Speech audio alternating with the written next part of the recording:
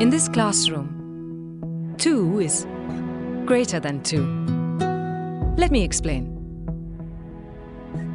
It's a drama that plays out every morning. A car stops at a red light. A tear-streaked face is pressed against your car window. You try to look away for a moment, but soon give in and reach for the go-away button.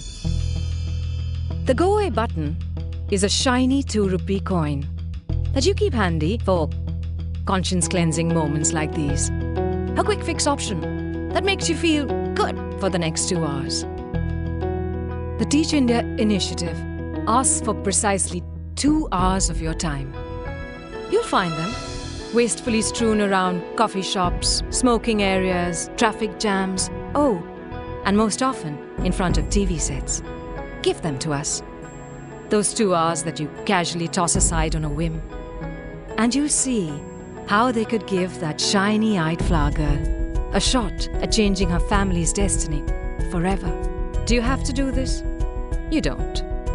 Should you do it? Well, let's just say that you have 2 choices, and one is clearly greater than the other.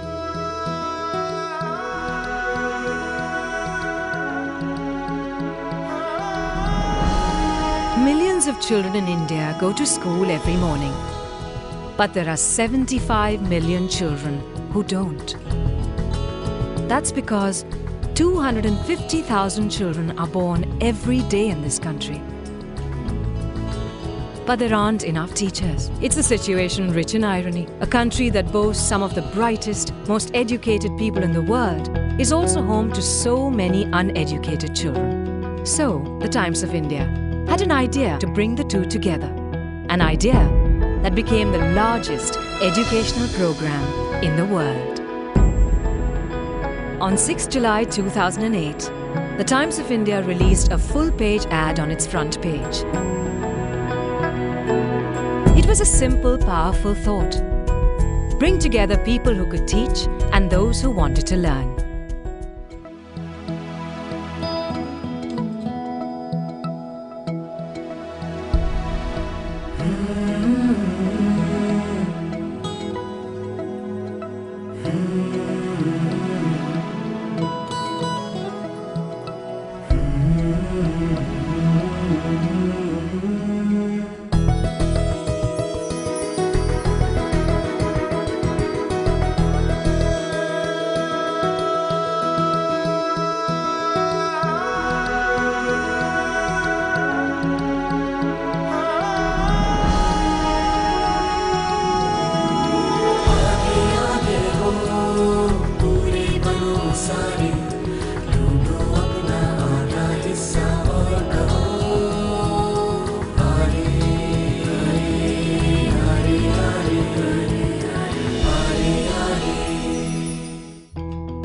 The idea was also carried forward to print.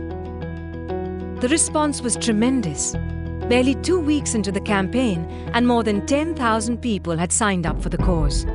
We've repeatedly urged people to take time out of their busy lives and give some kids a shot at a better future. So profound was its impact that Aamir Khan, a Bollywood star, offered to be a part of the campaign, free of charge. I think that in a program like this, which invites people like us to take part in a small way in getting involved in the process of education, in actually teaching children for a few days, for a few weeks, will go a long way in sensitizing us. But I'm not a teacher.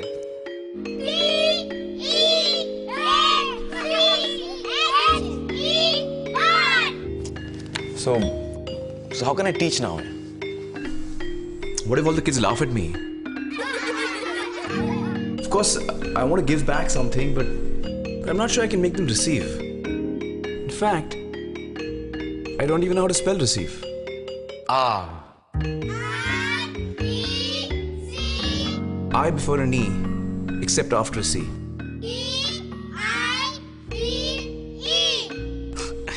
That's what my teacher used to say. Thank you, teacher.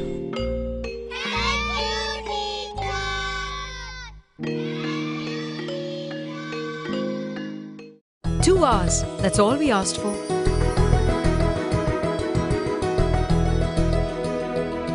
And as the volunteers kept streaming in, the question, what can I do, gradually changed to, what more can I do?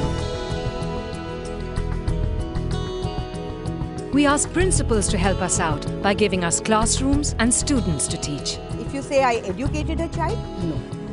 Did I open his eyes to wanting to learn? The advertising was supported by on-ground activities, an outdoor and ambient campaign, and massive press coverage.